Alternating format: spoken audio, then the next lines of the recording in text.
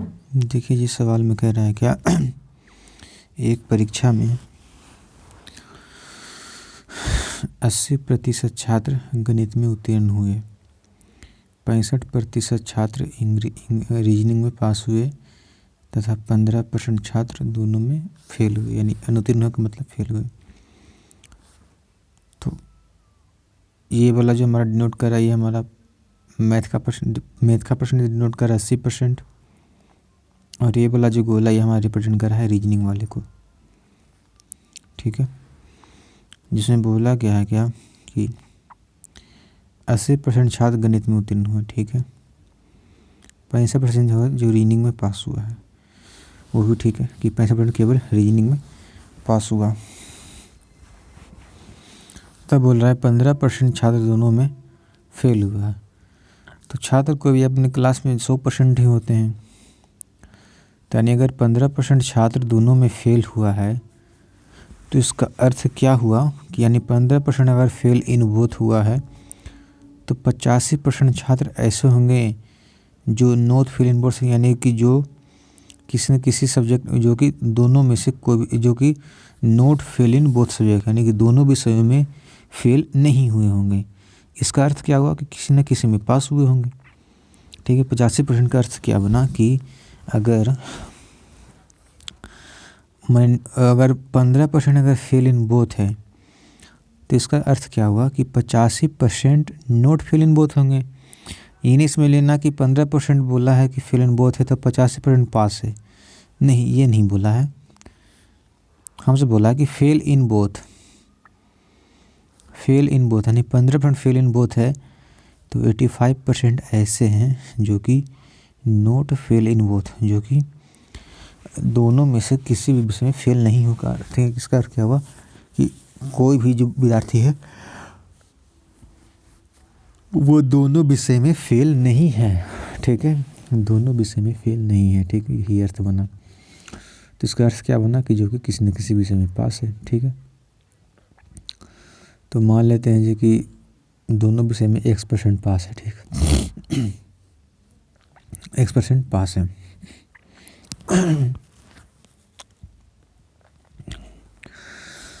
तो अगर मैं यहाँ पे जोड़ूँ तो देखिए टोटल हमारा 80% मैथ में पास हुआ था, तो केवल मैथ में कितने पास हुए, तो 89 - X। केवल रीजनिंग में कितने पास हुए, तो 65 - X।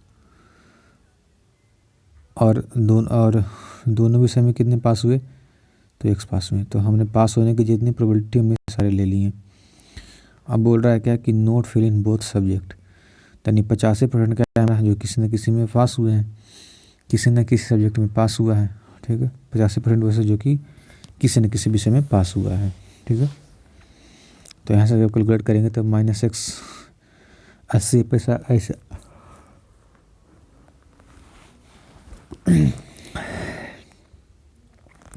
-X आ जाएगा, -X से -X कट जाएगा, और इस चीज़ को इधर करेंगे कितना आ जाएगा, -60। तो X का मान क्या आ जाएगा, 60। ठीक है, यानी X का मान 60 आ जाएगा, तो इसका मान क्या आ जाएगा, 20%। ठीक है, तब एक्चुअल में क्या बोल रहा है कि 20% छात्र जो केवल गणित में पास हुए। ठीक है, यानी 20% छात्र केवल गणित में पास हुए। समझ रहे हैं?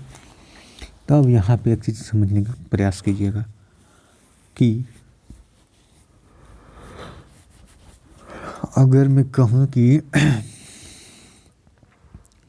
यहाँ पे शब्दों को थोड़ा सा गौर कीजिएगा कि बोला है कि 150 छात्र जो केवल गणित में पास हुए, यानी 150 छात्र केवल गणित में पास हुए, केवल यानी ओनली, यानी दो सब्जेक्ट थे, उसमें से गणित, केवल गणित में पास करना है। तो केवल गणित में पास कौन होंगे, तो यही ना पास होंगे। तो एक मैं काट देता हूँ कि ये हमारा क्या हो जाएगा, केवल गणित में पास हुआ, यानी केवल गणित में पास हुआ है। तो इसका अर्थ क्या बना कि अगर दो ही विषय थे केवल गणित में पास हुए हैं 150 छात्र, तो इसका अर्थ क्या बना कि 150 छात्र रीजनिंग में फेल हुआ। ठीक है, तो केवल रीजनिंग में फेल छात्र की संख्या क्या हो जाएगी, 150 हो जाएगा। ठीक है,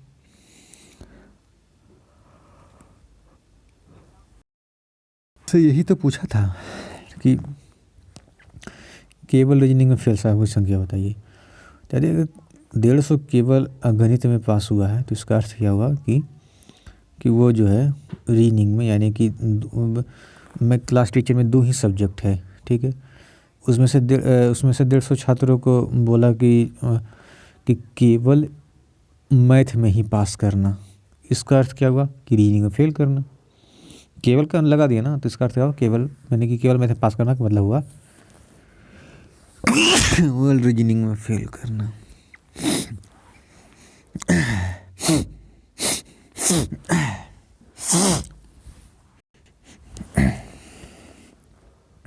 ठीक है,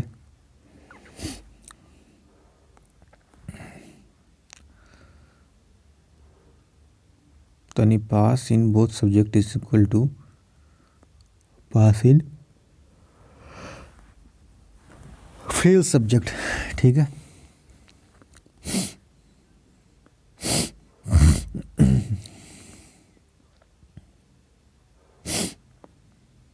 देखिए कह रहा है क्या कि एक परीक्षा में 65% छात्र गणित में पास हुए, 48% भौतिक में पास हुए, 30% दोनों में पास हुए, ठीक है। यानी ये वाला जो कॉलम है हमारा डिनोट कर रहा है क्या मैथमेटिक्स को, ये डिनोट कर रहा है क्या फिजिक्स को, ऐसे बीच वाला है डिनोट कर रहा है क्या जो कि दोनों में से कोई ना कोई विषय में पास है, ठीक है।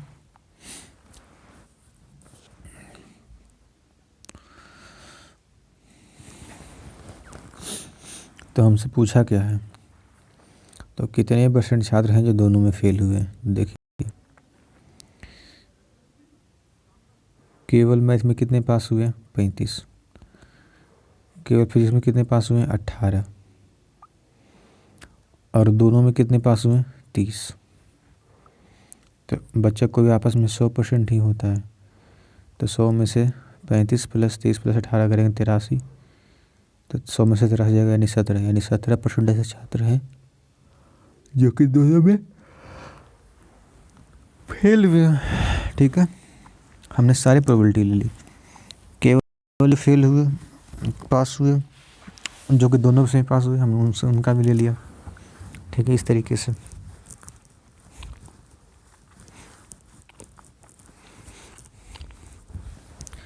यानी 70% ऐसे छात्र हैं जो कि केवल क्या है, जो कि दोनों सब्जेक्ट में फेल है, ठीक है। अब आइए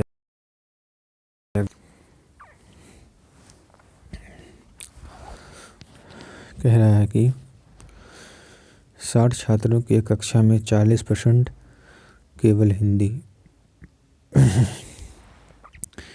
25% केवल इंग्लिश, वह बाकी जो है दोनों भाषा बोल सकते हैं, ठीक है।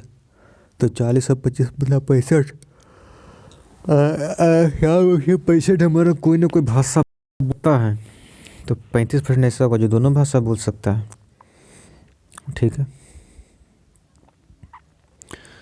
तो कितने छात्र इंग्लिश बोल सकते हैं, तो 35 से 25 क्या हो जाएगा 60, तो 60 का 60 में क्या हो जाएगा 36, ठीक है। 60 का 60% हो जाएगा हमारा 36।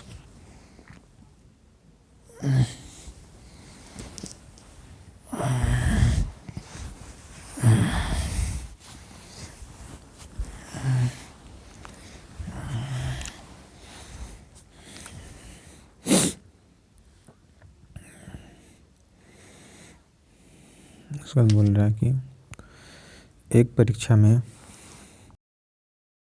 35% छात्र गणित में फेल हुए, 25% छात्र अंग्रेजी में फेल हुए, दोनों विषय में 10% छात्र फेल हुए। तो गणित में तो कितने फेल होते हैं 35, यानी 25% इधर आ गया, तो यानी 25% पास हुए होंगे, ठीक है। 25% क्या होंगे केवल मैथ्स में फेल हुए होंगे, ऐसे होंगे, ठीक है। बोल रहा है यदि दोनों विषय में और जो है अंग्रेजी में टोटल 25% फेल हुए थे, तो 10% इधर, तो यानी 15% क्या हुआ केवल इंग्लिश में फेल होंगे। तो 25 से 15 40 है, 10 50, यानी कि 50% ऐसे हैं जो कि किसी न किसी विषय में फेल है। तो 50% ऐसे होंगे जो दोनों विषय में पास होंगे। ठीक है, समझ रहे हैं?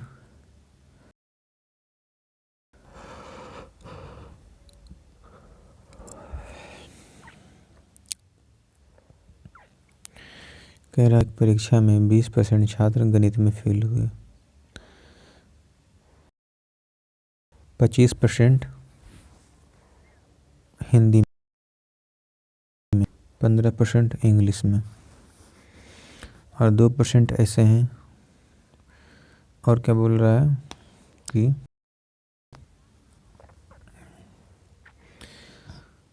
यदि 5% मैथ्स और इंग्लिश में फेल है, यानी ये बना हमारा 5%, यानी 5% हमारा मैथ्स और इंग्लिश में फेल है। 10% इंग्लिश और हिंदी, ये बना हमारा 10%। 10% हमारा इंग्लिश और हिंदी में फेल है। 15% मैथ और हिंदी में फेल है।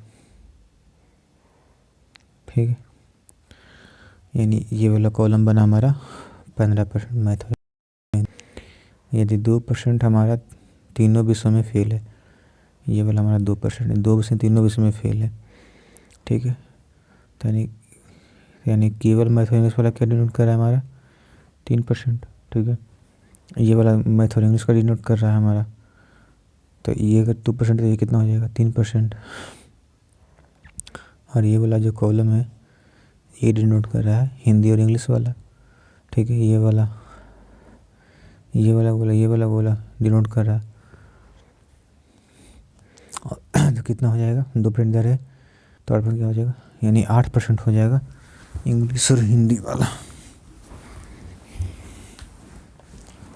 समझ रहे, इंग्लिश और हिंदी वाला हो जाएगा 8%।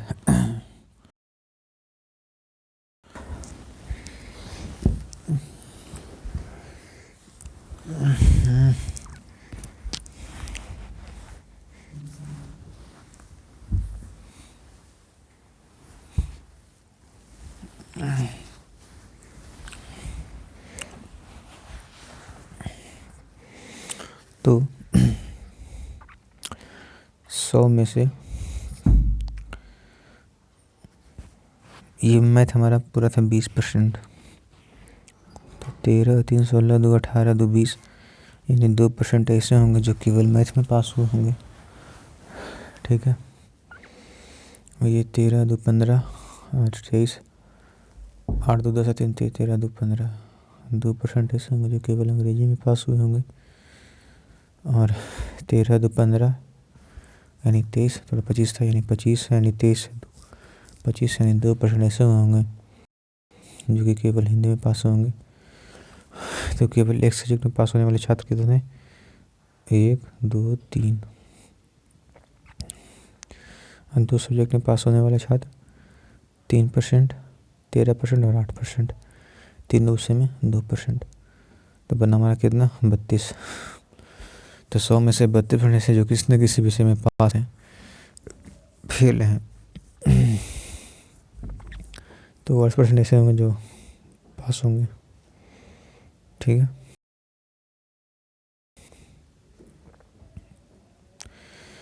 कह रहा है एक परीक्षा में 600 छात्रों ने परीक्षा दी, 35% छात्र विज्ञान में फेल हुए, 45% केमिस्ट्री में फेल हुए, 20% दोनों में फेल हुए। तो 45 से 35 क्या बना हमारा, 45 और 35 बना हमारा 80, 80 में से 20 जाएगा 60, यानी 60% हैं जो कि फेल हैं। यानी 80 20 जाएगा 60, यानी 60% ऐसे हैं जो कि फेल हैं। तो 600 का 40% क्या बनेगा हमारा 240। तो नहीं से होंगे जो कि क्या होंगे, किसी न किसी विषय में पास होंगे। ठीक है,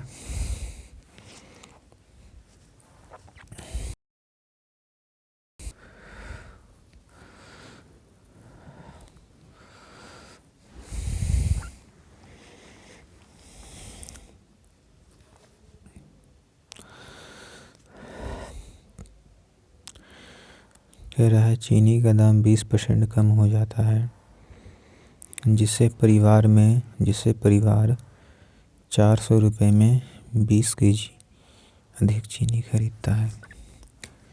तो ज्ञात करें वास्तविक खपत कितना है। देखिए चीनी का दाम 20% कम हुआ, एक्सपेंडिचर क्या हो गया 100 से 80 हो गया, ठीक है। जिससे परिवार जो है 400 में 20 केजी चीनी अधिक खरीदता है, यानी कि पैसा हमारा क्या था उतना ही था, ठीक है। दाम कम हो यानी एवरेज उतना ही कर रहा है, यानी 20 इंक्रीज कर दिया, तो 20 इंक्रीज कर दिया किस पे 80 पे, यानी 1/4, यानी खपत थी, यानी कि उसके जो वास्तविक मूल था वो कितना था 4, वास्तविक मूल था 4, ठीक है।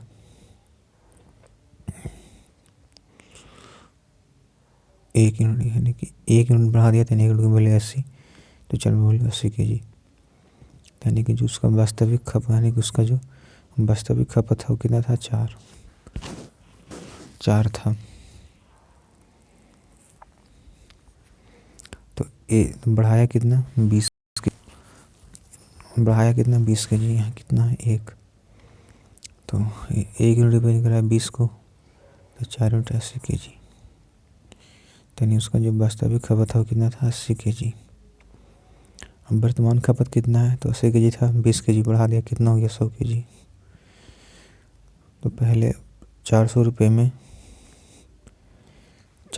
80 केजी चीनी लाता था, तो कैसे पड़ा था 8×5=40, यानी 5 रुपये पर केजी के हिसाब से लाता था। अब कितना लाता है, अब लाता है 100 केजी चीनी 400 रुपये में, किसके रेट से 4 रुपये पर केजी के रेट से, ठीक है।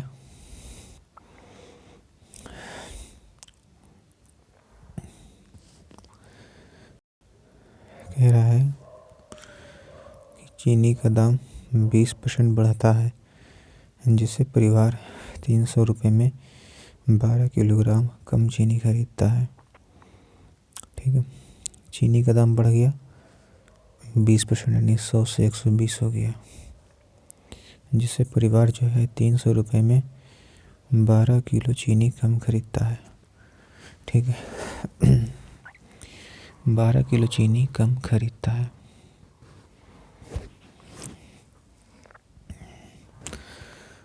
यानी कि खर्चा उतना ही रख रहा है, यानी कि कीमत बढ़ गया, खर्चा स्टेबल रखना चाहता है। तो यहाँ पे कितना में कम करेगा 20 कम करेगा 120 पे, यानी माइनस का 1/6, यानी कि उसका जो ओरिजिनल कंजम्पशन था वो था 6, अब उसे 1 कम कर दिया 5 कर दिया, ठीक है। कितना कम चीनी खरीदना है 12 किलो, यहाँ कितना 1 यूनिट रिप्रेजेंट कर रहा है 12 किलो को, तो 6 यूनिट कितना 12×6=72, ठीक है। यानी कि उसका जो वर्तमान वास्तविक खपत है वो कितना था 72 केजी, ठीक है। अब वर्तमान खपत कितना हो जाएगा, यानी पहले 6 था, अब 5 खरीद रहा है, कितना 5 यूनिट, तो 1 यूनिट की वैल्यू 12 केजी, तो 5 यूनिट की वैल्यू 12×5=60, 12×5=60, यानी अब जो है वो कितना 60 किलो चीनी वर्तमान में खरीद रहा है, ठीक है। तो वास्तविक मूल्य क्या हो जाएगा, तो पहले 300 रुपये में 72 केजी लाता था, वास्तविक खपत था, तो कैसा लाता था, यानी 24, यानी कि 25/4, यानी 4 सही 1/6 रुपये पर केजी के हिसाब से लाता था। वर्तमान में कितना लाता है 300 रुपये में 60 केजी चीनी लाता है, तो 1 केजी कितना हो गया 5 रुपये पर केजी, यानी लाता है 5 रुपये पर केजी के हिसाब से, ठीक है।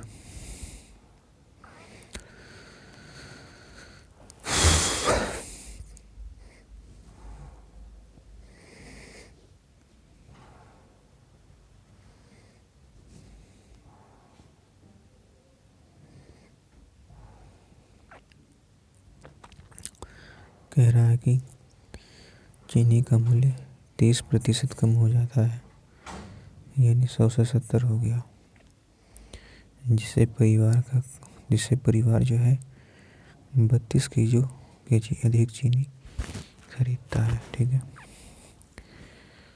यानी कि यही तथा कुल खर्च 16% कम हो जाता है। 16% कम होने का मतलब क्या है, यानी 100 था तो कितना 84, यानी 84 खरीदता है, 84 खरीदता है तथा कुल खर्च 16% कम हो जाता है। टोटल खर्च कितना 16% कम हो जाता है।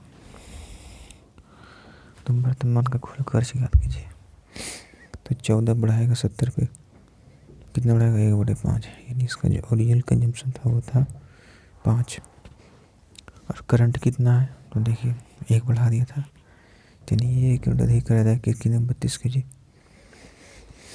तो 5 kg कितना खरीदेगा,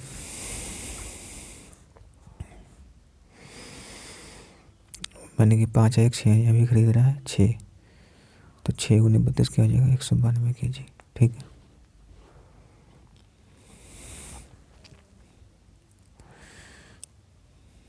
कह रहा है चीनी का दाम 30% बढ़ा जाता है, जिससे परिवार जो है 40 किलोग्राम कम चीनी उपयोग करता है।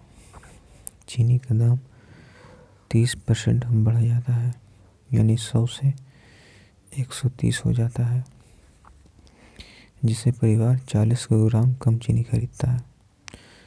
ठीक है, तथा कुल खर्च जो है 10% बढ़ जाता है, यानी कुल खर्च कितना बढ़ा 10%, यानी 20 कम करेगा तो 130 पे, यानी -2/13, यानी ओरिजिनल कंजम्पशन था हमारा कितना 13, तो कितना किलोग्राम चीनी कम खरीद उपयोग कर रहा है 40 किलोग्राम, तो 2 यूनिट 40 किलोग्राम, तो 1 यूनिट 20 किलो, 13 यूनिट 13 गुने 20 260 किलोग्राम।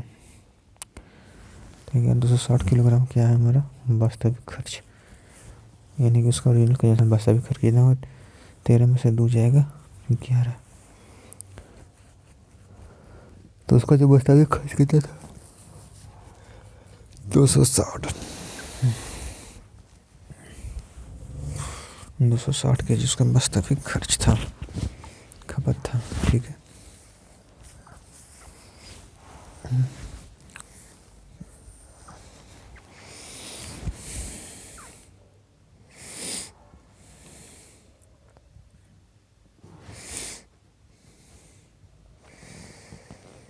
कह रहा है कि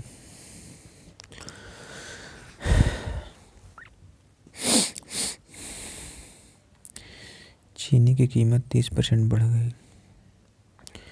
तो खपत में कितनी कमी करें ताकि खर्चा केवल 10% बढ़े। तो 20 कम करना होगा 130 पे, तो 100 पे कितना, तो 1/13 होता है हमारा 7 सही 9/13%, तो दोपहर कितना हो जाएगा 7 दूनी 14 दूनी 18, 7 दूनी 14 14 15 सही 5/13%, तो नहीं 15 सही 5/13% क्या है कमी करना पड़ेगा। ठीक है, देखिए कह रहा है चीनी का मूल्य 20% बढ़ता है तो कितने किलोग्राम खपत कम होनी चाहिए जिससे कुल में 5% बढ़े, यानी 100 से 120 हो गया तो 15 कम करना पड़ेगा 120 पे। ठीक है, और वास्तविक खपत कितना है 240 kg। ठीक है, यानी मूल खपत 8 यूनिट, अब 8 में से 1 कम करेगा कितना, यानी 7 यूनिट खर्च करेगा। ठीक है, तो कुल व्यय में कितने किलोग्राम खपत कम होनी चाहिए, यानी 35 किलो, यानी 8 यूनिट 280, तो 1 यूनिट की वैल्यू आएगी कितनी 35 kg, यानी 35 kg कम खर्च करेगा। या तो हम ऐसा कर सकते हैं कि 1/8 कम 15 कम करेगा 26 पे कितना, तो 12.5% कम करेगा किस पे, ओरिजिनल कंजम्पशन पे। ओरिजिनल कंजम्पशन है हमारा 280, 280 का 12.5% 1/8, यानी 35 kg। ठीक है,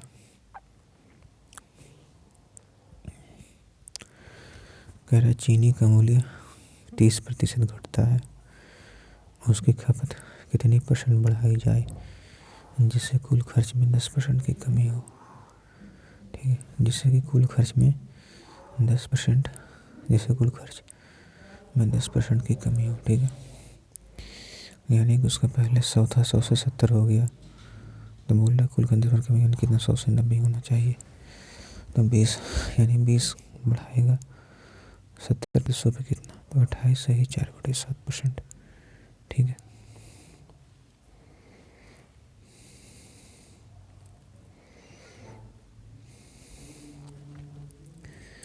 देखिए कह रहा है कि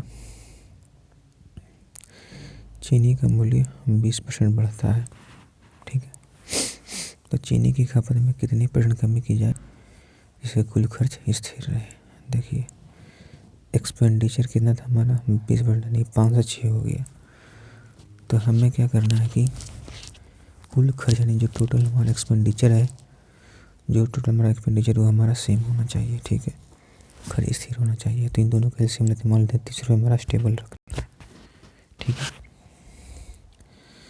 तो पहले चीज़ें 5 रुपये के लेके पहले 30 रुपये 5 के लिए हिसाब से 6 की चीज़ें लाते थे, तो अब लाते हैं कितना 30 रुपये 5 6 रुपये के हिसाब से 5 की चीज़ें लाते हैं। तो कंजम्पशन कितना हो रहा है 6 के जी हो रहा है 5 के जी।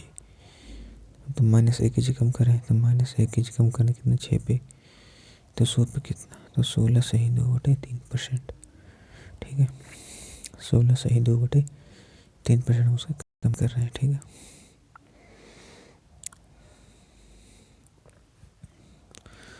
हम देखिए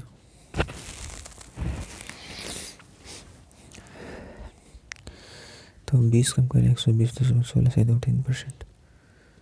यानी कि कीमत और मूल्य, देखिए कीमत और मूल्य में सेम चेंज होता है अगर खपत फिक्स है। यानी कि अगर उसका कंजम्पशन यानी कि उसका कंजम्पशन अगर फिक्स है तो उसके मूल्य में सेम कीमत में भी क्या होगा सेम चेंज होगा। ठीक है। अब आगे आते हैं। देखिए चीनी का मूल्य 30% बढ़ता है, तो चीनी की खपत में कितने % की कमी की जाए जिससे कुल खर्च जो है स्थिर रहे। यानी कि चीनी का मूल्य 30% बढ़ता है, तो चीनी की खपत में कितने % की कमी की जाए जिससे कुल खर्च स्थिर रहे। यानी 100 से 130 हो गया चीज़ें, बढ़ेगा 130 पे 100 पे कितना, तो 3 सही 7/9%। 3 सही तो 3/7/9।